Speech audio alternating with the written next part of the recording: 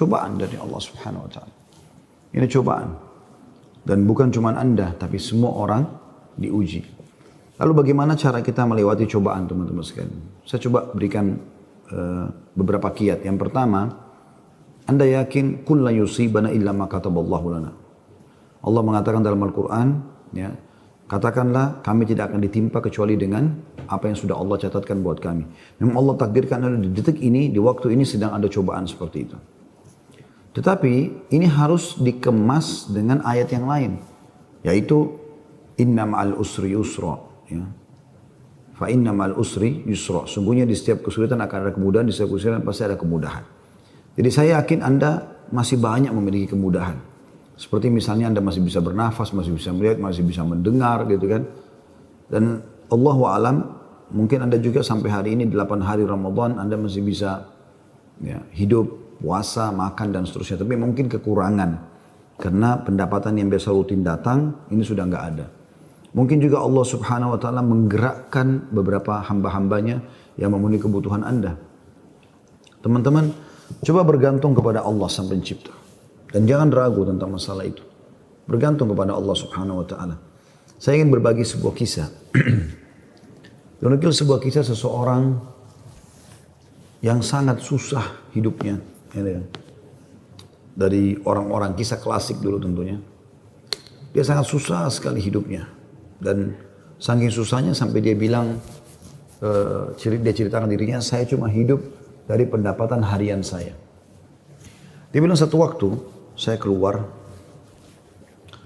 ingin mencari rezeki. Pada hari itu betul-betul tidak ada sumber rezeki. Kenapa yang saya dapat hari itu yang dipakai makan gitu. Dia bilang saya sudah keliling sana sini tidak ada makanan. Dan sampai saya tidak pulang ke rumah sampai di awal malam selepas Isya lebih. Istri sama anak saya sudah menunggu. Kemudian saya pun pulang ke rumah. Begitu pulang ke rumah dibuka pintu disambutlah oleh anak dan istri. Dengan harapan selain menemui saya juga mereka berharap bisa ada makanan dan minuman seperti biasa. Tapi karena istri saya melihat di tangan saya tidak ada sama sekali bekal apa-apa. Maka saya pun duduk kemudian diberikan air putih lalu dia bertanya. Apa hari ini nggak ada bekal makanan? Lalu saya menjawab, sama sekali saya nggak temukan pekerjaan. Saya tidak tahu harus mencari di mana lagi. Lalu kata istrinya, lalu apakah kita harus tidur dalam kondisi kelaparan? Saya sama anak-anak betul-betul belum makan sama sekali dari pagi gitu.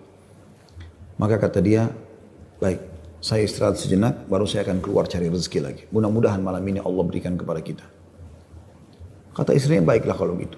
Subhanallah, tanpa mengenal letih, laki-laki yang soleh ini dia keluar dari rumahnya. Dan waktu dia keluar sudah masuk kalau kita sekarang jam 12 malam. Zaman dulu belum ada lampu kayak kita sekarang. Mungkin di jam 10 malam aja kalau kita sekarang itu sudah zaman dulu orang sudah tidur semua. Gelap. Maka dia pun jalan, dia tidak tahu mau kemana sambil dia berdoa kepada Allah SWT. Ya Allah, kemana langkah kakiku ini? Aku sendiri belum makan seharian, anak istriku juga belum makan. Berikanlah kami rezeki. Sambil berjalan, dia bilang mata saya tiba-tiba melihat sebuah masjid. Di sekitar rumahnya, tidak jauh dari rumahnya. Gelap, nggak ada lampu kan. Zaman dulu belum ada lampu, orang pakai sumbu, pakai minyak, dinyalakan. Kemudian baru terang, itu pun sangat kecil penerangannya sebagaimana kita tahu kalau pakai sumbu. Maka dia coba nyalakan api, menyala, kemudian dia wudu, dia sholat. Dia tidak tahu harus buat apa lagi. Mulai ada sholat, habis sholat dia berdoa kepada Allah Subhanahu wa taala supaya dimudahkan, dikasih rezeki, dikasih segala macam dan dikeluarkan dari masalah kemiskinan ini. Setelah itu subhanallah terjadi pada malam itu, penguasa di wilayah itu, kalau kita bisa bahasakan rajanya, gelisah nggak bisa tidur dan seperti orang ketakutan akan meninggal dunia. Hatinya terdorong untuk bersedekah. Maka dia mengambil beberapa kantong isinya emas, kan? Lalu dibawa sama dia dan dia bilang, ya Allah, hatiku sangat gelisah. Aku takut meninggal sementara aku masih belum memiliki bekal yang cukup bertemu denganmu. Maka izinkanlah hambamu ini bersedekah di jalanmu. Dia bawa berapa banyak karung yang dia bisa bawa, karung-karung kecil, bungkusan emas semuanya. Dia naik kuda dan dia mengatakan, ya Allah, dan aku minta petunjuk kepadamu. Aku tidak akan memegang tali kekangan kudaku ini, aku biarkan jalan. Raja tidak minta dikawal oleh siapapun. Tergerak hatinya begitu.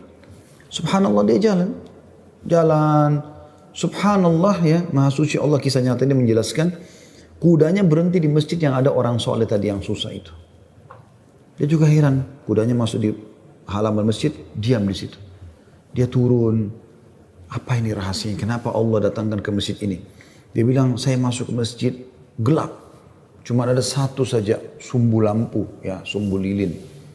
Kemudian saya mendengar seperti ada orang suara, ya, orang yang berbicara. Saya coba mendekati suara itu, ternyata orang yang sedang berdoa. Nah tadi orang yang miskin itu berdoa. Ya Allah, mudahkanlah rezeki, saya sudah seharian tidak makan sama anak istri saya. Berikan kami rezeki, saya tidak tahu harus kemana lagi.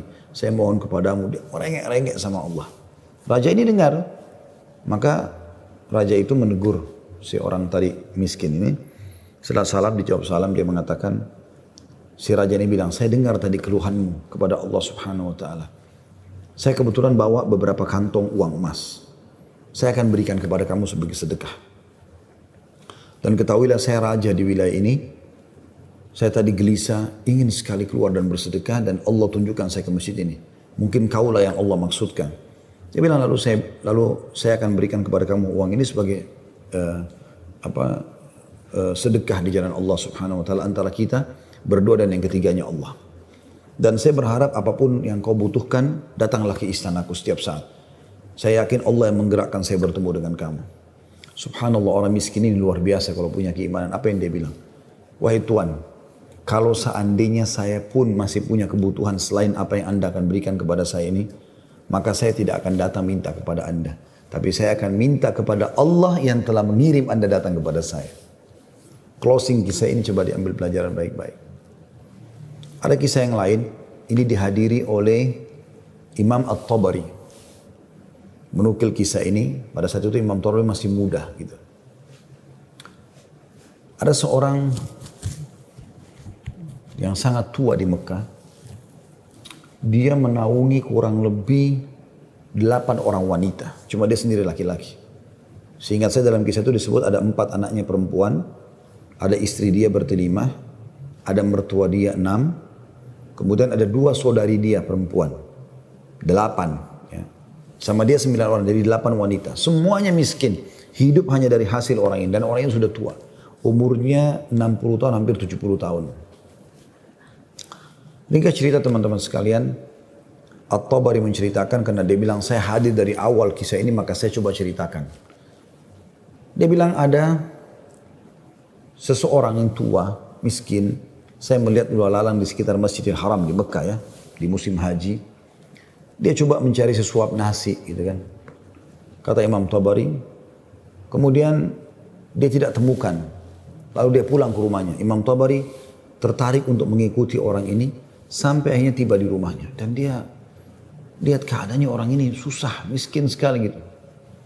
Yang jelas dia ditanya oleh istrinya. Mirip dengan kisah tadi. Apakah ada makanan buat kita hari ini? Kebetulan waktu itu awal Ramadan di Mekah. Mereka tadi sahur, tidak ada makanan, sekarang mau buka puasa juga nggak ada makanan. Maka dia bilang, saya sudah coba tadi keliling mencari makanan buat kita buka puasa, tapi nggak ada. Kemudian dia bilang, coba saya keluar lagi. Keluarlah orang tua ini, jalan jauh dari rumahnya. Apa kira-kira yang harus dia lakukan? Dia harus kerja kemana? Sambil bermunajat kepada Allah, ya Allah berikanlah rezeki. Sampai karena dia capek, dia duduk di sebuah pohon, dibawa sebuah pohon. Kemudian dia sengaja tangannya dia menyentuh tanah yang ada di situ. Kemudian dia menyentuh seperti satu barang keras gitu. Waktu dia lihat ternyata ada kotak di sebelah dia. Dia tidak perhatikan waktu pas mau duduk. Dan kotak ini biasa dipakai untuk ngisi emas gitu. Maka dibuka lah sama dia. Kotak tersebut ternyata betul ada emas dalam. Banyak sekali. Kalau saya tidak salah waktu itu 1000 keping emas ya. Maka dia pun melihat membuka, ini harta yang luar biasa. Di siang hari nggak ada orang di bawah pohon, gitu kan. Dia lihat kiri kanan, nggak ada pemukiman masyarakat di pinggiran sekali, gitu kan. Maka diambil sama dia, dibungkus dengan rapi pada saat itu dengan kainnya, dan dia sempat berpikir terlintas di benaknya syaitan menggoda, gitu kan. Kau orang miskin, kalaupun kau tidak mau mengambil semua, ambillah minimal 1 batang emas atau 1 koin dinar emas ya, yang kau bisa infakkan untuk buka puasa keluargamu. Tapi dia melawan sambil dia mengatakan, tidak bisa, ini bukan hak saya. Kalaupun ini luqata ini seperti harta yang harta yang ditemukan. Kan itu syaratnya harus teman-teman sekalian diiklankan selama setahun ya. Selama setahun Anda iklankan, kalau sudah setahun baru bisa mungkin jadi hak milik Anda. Ya. Yang jelas teman-teman sekalian, dia pulang ke rumahnya, lalu kemudian dia rencana tidak mau sampaikan kepada istrinya. Terus istrinya rupanya karena membuka pintu melihat ada di tangannya sesuatu, maka istrinya bilang, apa kau sudah bawa bekal buat kami? Kata dia, nggak ada. Lalu kemudian dia mengatakan, tapi apa itu? Di bawah bungkusan kainmu. Dia bilang, ini bukan urusan kamu. Dia bilang, saya minta atas nama Allah, jelaskan apa itu. Karena istrinya membawa nama Allah, maka dia mengatakan, ceritanya begini tadi. Istrinya, perempuan, miskin, dengar emas gitu kan. Perempuan kaya saja dengar emas mungkin tertarik, apalagi yang miskin, yang susah gitu. Maka dia mengatakan, kalau gitu kita bisa gunakan, karena kita orang miskin dan itu harta yang kau temukan. Kata dia, tidak demi Allah. Kalaupun ini kita bisa gunakan setelah 1 tahun kita iklankan. Tidak boleh sembarangan. Maka istrinya bilang, kalau begitu, mirip dengan tadi godaan awal syaitan.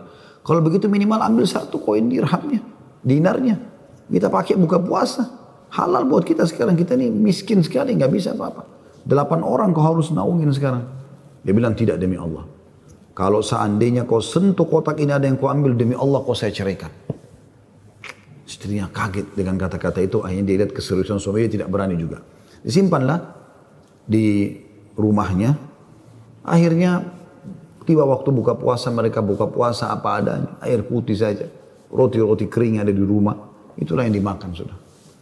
Besok pagi, selepas sholat subuh di Masjid Haram, orang tua ini pas keluar, ternyata ada 1 orang dari Khurasan. Khurasan ini dari wilayah Irak sama Iran sana ya. Datang, naik di atas sebuah batu dekat Masjid Haram, lalu teriak-teriak. Ya.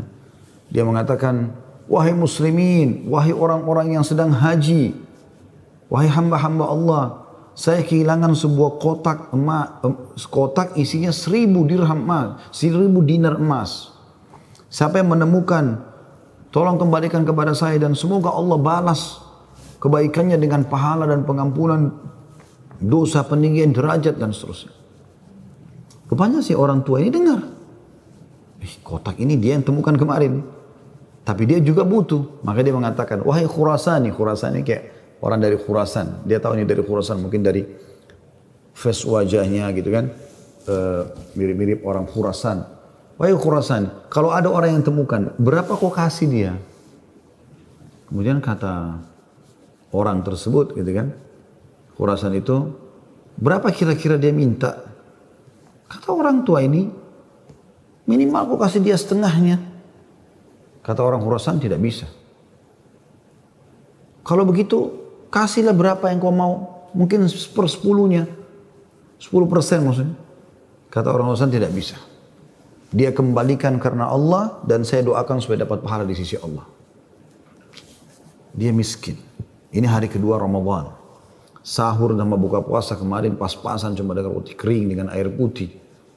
Sudah tua, umurnya hampir 70 tahun. Mau kerja di mana? Di rumahnya sudah ada emas yang begitu banyak. Godaannya luar biasa. Ya. Ini teman-teman mohon maaf agak panjang saya sampaikan dan saya jawab pertanyaan ini karena saya melihat memang ini permasalahan yang dihadapin sekarang ya. Dan butuh jawaban secara keimanan. Apalagi tadi penanya tadi minta semacam motivasi apa yang bisa disampaikan. Jadi saya harus menyampaikan kisah ini. Mudah-mudahan teman-teman yang sedang menghadapi PHK, lagi susah kayak tadi ibu ini berkeluh kesah, suaminya hanya kuli bangunan, sekarang lagi berhenti dan segala macam. Insya Allah diberikan jalan keluar. Baik, kita kembali ke kisah tadi teman-teman sekalian. Maka orang ini pulang ke rumahnya lalu dia mengatakan, wahai istriku, aku sudah temukan pemilik emas ini. Kata istrinya, alhamdulillah kalau begitu. Bagaimana perkembangan? Tapi saya minta sama dia supaya dia bayar sesuatu. Terus negosiasi dia tanya mau berapa? Saya bilang sekitar setengahnya. Dia nolak. Ya, 1/3-nya menolak, 1/4-nya menolak. Sampai saya terakhir tekankan 1/10-nya saja. Dia juga nggak mau. Dia hanya mau doakan saja. Kata istrinya, coba kau kembali ke dia, siapa tahu dia masih mau. negosiasi. Ya kan? Dia bilang baiklah. Dia kembali lagi, ketemu lagi sama orang tadi, gitu kan, di hari yang ketiga sekarang. Maka orang itu sama, orang Khurasan naik ke atas batu yang sama dekat Masjid Haram. Wahai muslimin, wahai orang-orang yang haji, wahai hamba-hamba Allah. Ada nggak menemukan peti saya isinya 1.000 dinar emas, gitu kan. Semoga Allah berikan dia kedudukan, Allah ampuni dosanya, angkat derajatnya dan seterusnya, didoakan gitu. Datang lagi orang tua ini mengatakan, wahai Khurasan, saya sudah bilang sama kau kemarin, berilah upah. Mungkin kalau kau tawarkan upah, orangnya mau mengembalikan penemunya. Kata dia, berapa paman saya kasih? Dia bilang, saya bilang kemarin 1/10. Orang sana mengatakan, enggak, saya enggak mau. Kalau begitu, berikan dia 1 saja. 1%, 1 saja. Ya, dinar itu, yang dia bisa pakai setengahnya, dia sedekahkan untuk beri makan orang-orang susah di sekitar haram, setengahnya lagi dia pakai buat kebutuhan keluarganya. Orang Khurasan ini diam lalu mengatakan, tidak demi Allah. Jadi luar biasa, dia nggak mau kasih. Pokoknya dia kembalikan utuh, ya, atau nggak usah. Dan dia berharap pahala di sisi Allah. Kalau dia minta bayaran, saya nggak mau. Orang ini kembali lagi ke rumahnya, bilang lagi sama istrinya, orang ini betul-betul tidak mau. 1 koin dinar, 1 dinar pun dia nggak mau kasih. Kata istrinya, lalu bagaimana? Kata dia, saya akan berazam sudah mau kembalikan. Semoga Allah menyelesaikan permasalahan kita. Kata Imam Tabari yang menceritakan kisah ini, dia betul-betul hadiri kisah ini. Dia tahu ini jalan ceritanya dan dia menceritakan. Lalu orang ini kembali lagi, ternyata di hari selanjutnya masih sama lagi kejadiannya. Terus kemudian kata orang tua ini karena sudah 3 hari berturut-turut dia mengatakan, wahai Khurasan, kau mau petimu? Saya tahu di mana petimu itu. Kata dia, ya baiklah, saya akan ikut. Ikutlah dia. Kata Imam Tabari, saya ikut ke rumahnya orang tua ini. Jalan. Pada saat tiba di satu rumah, ada rumah yang terbuat dindingnya dari tanah liat.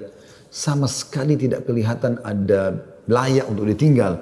Tapi hanya sekedar tanah liat, mungkin kalau ada angin kencang bisa rubuh. Atapnya ditutup hanya dengan kain-kain sobek, ya. Pintunya pun diangkat untuk dibuka gitu. Kemudian dia masuk dan dia persilahkan masuk. Saya pun izin. Saya mengatakan, maaf paman, bisa nggak saya ikut masuk? Karena dari awal saya lihat kisah ini. Maka dia mengatakan masuklah. Dia bilang waktu kami masuk, rumah itu nggak ada sama sekali karpetnya, nggak ada apa-apa, kosong lompong. Cuma ada semacam sekat. Dan seakan-akan di belakang sekat itu ada wanita-wanita tua yang kelihatan dari penampilan mereka juga itu susah, bajunya pas-pasan gitu. Lalu kemudian orang tua ini menuju ke satu arah di rumahnya, terus digalilah tanah, dikeluarkanlah kotak tersebut. Lalu kemudian dikatakan, sayalah penemunya hartamu itu, ini. Dan saya sempat minta sama kamu agar kau berikan sebagian. Sebagaimana kau lihat ini keluarga saya susah begini. Saya sini 9 orang di rumah kecil ini. Saya sendiri laki-laki dan umur saya sudah hampir 70 tahun. Sementara ini istri saya ada di sini juga sudah tua. Ada mertua saya, ada 2 saudari saya, ada 4 anak saya. Mereka semua miskin. Gitu kan. Maka orang Khurasan itu mengatakan, dia buka, dia periksa ternyata masih utuh 1.000. Dia mengatakan, tidak, saya tidak akan memberikan apa-apa. Lalu kemudian dia angkat, lalu dia keluar. Saya cuma bisa doakan kamu kebaikan.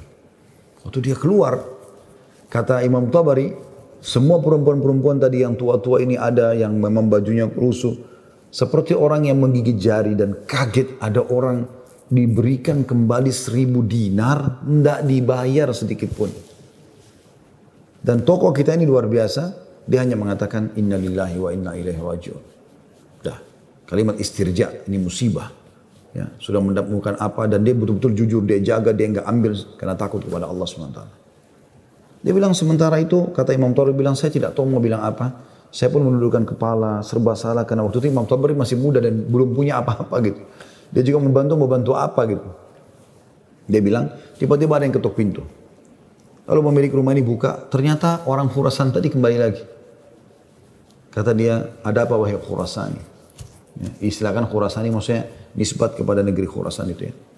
Kata orang urusan itu, bisa saya masuk? Kata dia, baik, silahkan masuk. Masuklah dia. Kemudian dia mengatakan begini ceritanya. Saya ini punya seorang ayah yang meninggalkan 3 peti emas seperti ini. Masing-masing isinya 1000 dinar emas. 1000 dinar emas. Ayah saya waktu mau meninggal, dia mengatakan, 1 dinar emas kamu bagikan sebagai warisan.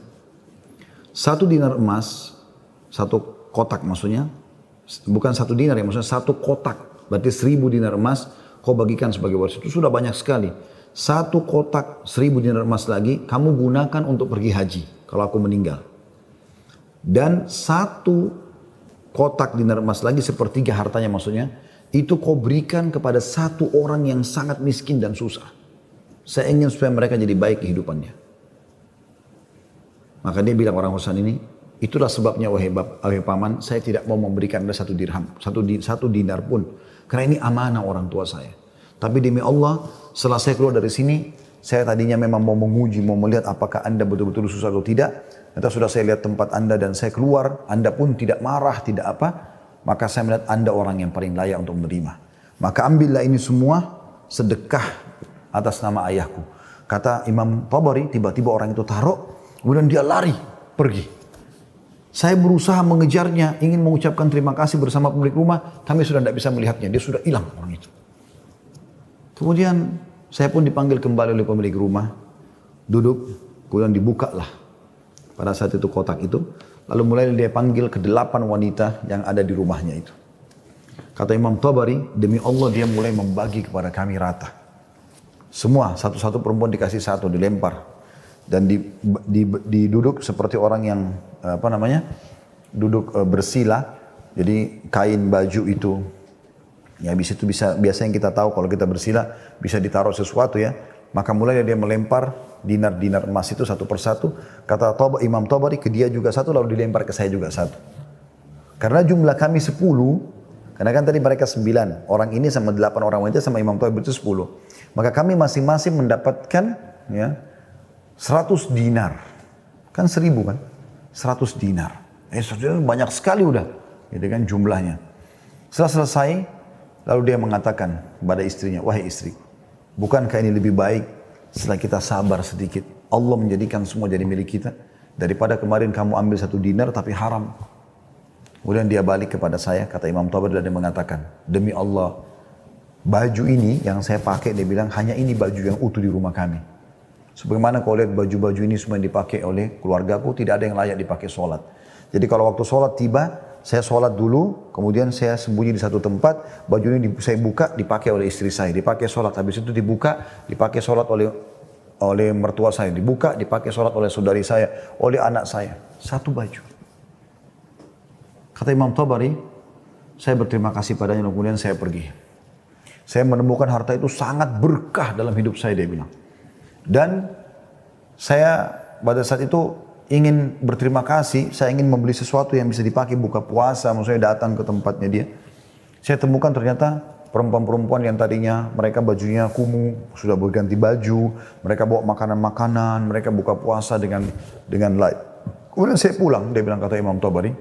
Beberapa tahun kemudian saya datang lagi ke Mekah, saya datang ke alamat yang sama, rumah itu sudah tidak ada, saya cari tahu ternyata orang tua ini sudah meninggal, dan saya temukan anak-anaknya yang perempuan 4 itu semua menikah dengan tokoh-tokoh masyarakat Mekah, orang-orang kaya, dan keluarga mereka menjadi orang yang mampu semuanya.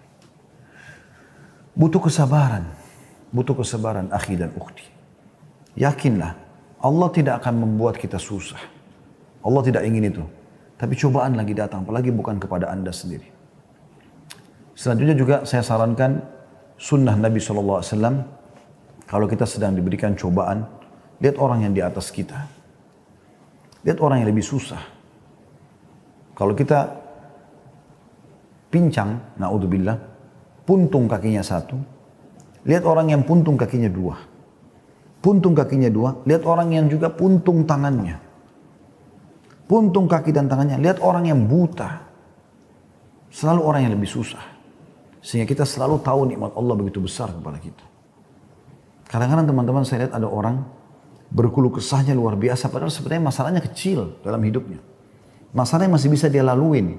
Tapi dia besar-besarkan masalah itu. Sehingga akhirnya dia tidak bisa melalui cobaan dengan baik.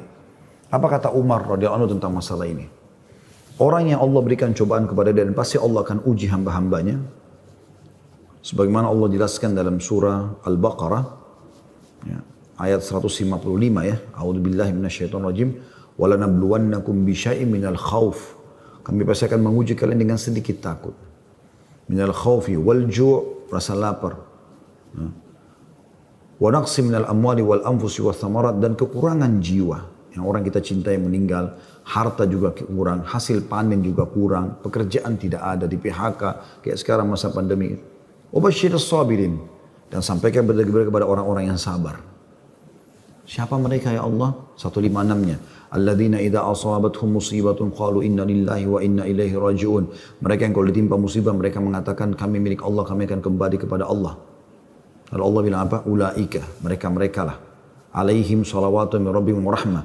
Mereka akan dapat ya jalan keluar dan rezeki dari Tuhan mereka. Wa ulaika humul muflihun, dan mereka adalah orang-orang yang beruntung, gitu kan? Jadi sini teman-teman sekalian, Anda sabar dalam melaluinya dan lihat orang yang lebih berat. Insya Allah akan ada jalan keluar. Tidak mungkin tidak. Yang penting teman-teman, di saat kita lagi genting, terus bergerak. Terus berusaha, terus ikhtiar. Terus berdoa kepada Allah SWT. Saling dukung-menukung, jangan saling menyalahkan. Jangan Anda menyalahkan suami yang mungkin lagi stres juga pengen cari kerjaan. Jangan juga suami berhenti total dari usaha. Apa saja. Mungkin rezeki Anda ada pada tetangga Anda, mungkin ada rumah yang mewah, yang bagus di dekat rumah, tawarkan diri. Betul-betul masa pandemi ini saya kuli bangunan, saya nggak bisa kerja apa-apa, rumah saya di sebelah sini. Ada yang bisa saya kerjakan, bersihin kebun kah, ke taman kah, di sini. Apalah ya, cuci mobil, kan bisa apa saja. Coba, mungkin rezeki di situ. Siapa tahu Allah SWT gerakkan mereka orang-orang kaya tetangga Anda itu, justru mereka bisa menyiapkan buka puasa, sahur. Alhamdulillah, kehidupan bisa berjalan, gitu kan?